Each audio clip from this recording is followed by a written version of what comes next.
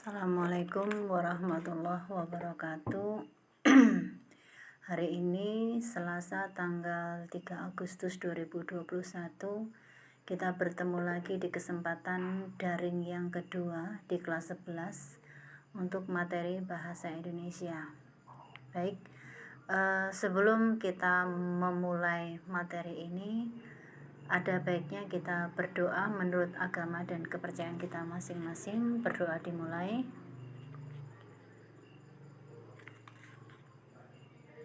Berdoa selesai, terima kasih.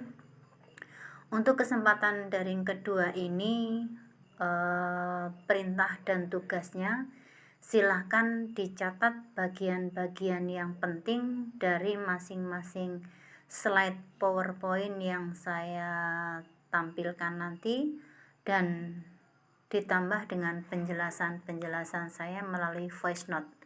Sekali lagi, silakan dicatat bagian-bagian yang penting dari masing-masing slide dalam PowerPoint dan ditambah dengan penjelasan lewat voice note. Untuk materi hari ini kita akan berbicara struktur dan kebahasaan dari teks prosedur. Struktur itu sendiri adalah susunan atau kerangka atau sistematika dari teks prosedur. Sebuah teks atau sebuah rencana atau apapun itu harus ada strukturnya, harus ada susunannya, harus ada sistematikanya. Hal ini bertujuan untuk lebih mudah dalam mencapai tujuan-tujuan yang sudah atau yang ingin dicapai. Kemudian dalam struktur teks prosedur itu sendiri, yang pertama adalah bagian tujuan. Bagian tujuan ini dapat berupa judul, kemudian dapat berusaha hasil akhir yang akan dicapai dalam teks prosedur melalui tahapan-tahapan atau cara-cara yang dilakukan. Sekali lagi, tujuan wajib ada, tujuan harus ada dalam sebuah teks prosedur. Misalnya tujuannya mau membuat keterampilan dari kulit buaya misalnya. Itu bisa dijadikan judul, juga bisa dijadikan sebuah tujuan. Kemudian yang kedua yaitu bagian material. Material ini namanya saja material, berarti berisi bahan, kemudian alat, kemudian bahan dan alat yang diperlukan. Tapi tidak semua teks prosedur ini harus menggunakan material. Biasanya yang menggunakan material ini, contoh kalau kita mau membuat makanan misalnya, itu ada bahannya, ada materialnya, ada gula, ada tepung, ada telur dan lain-lainnya, kemudian ada mixer, itu yang bahan dan alatnya. Kemudian kalau kita mau buat keterampilan dari tusuk sate misalnya, berarti kita butuh bahan itu ya tusuk sate itu sendiri, kemudian mungkin kita butuh pisau, kita butuh gunting dan segala macamnya. Kemudian yang ketiga yang tidak kalah pentingnya yaitu bagian langkah-langkah. Langkah-langkah ini wajib ada untuk memperoleh hasil sesuai dengan tujuan tadi.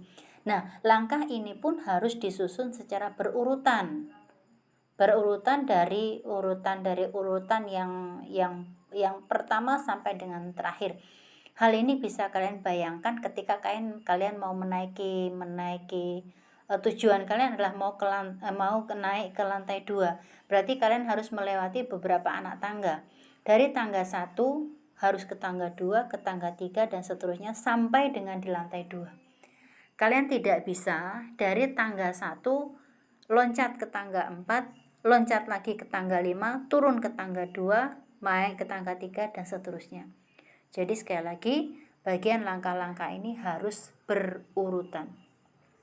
Sekali lagi, dalam struktur teks prosedur yang paling penting adalah bagian tujuan dan bagian langkah langkah atau cara-cara. Kemudian yang berikutnya adalah kaidah kebahasaan. Yang dinamakan dengan kaidah di sini adalah aturan atau tata bahasa atau bahasa yang digunakan dalam teks prosedur.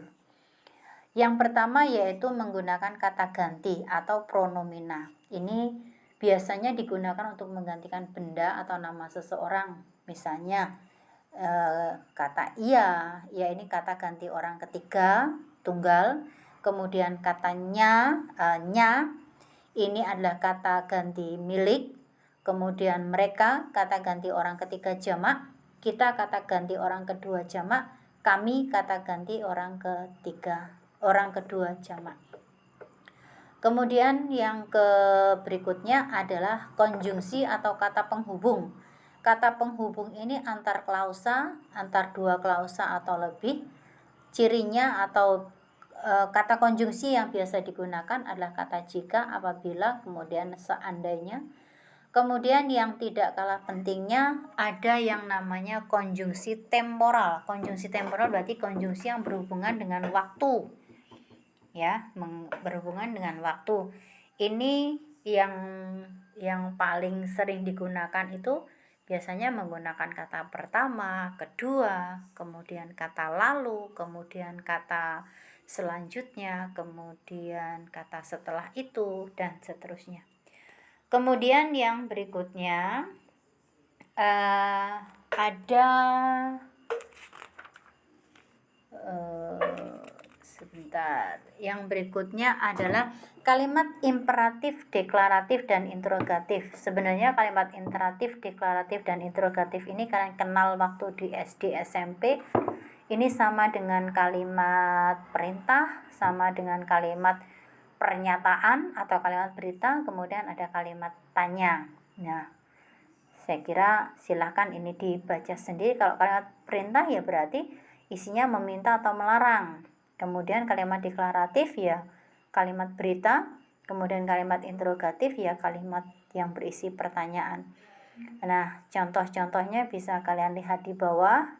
Silahkan nanti dikembangkan sendiri, dan mungkin nanti untuk di pertemuan yang akan datang akan saya berikan tugas untuk kalian, dan silakan tugas itu nanti dikerjakan di buku tugas.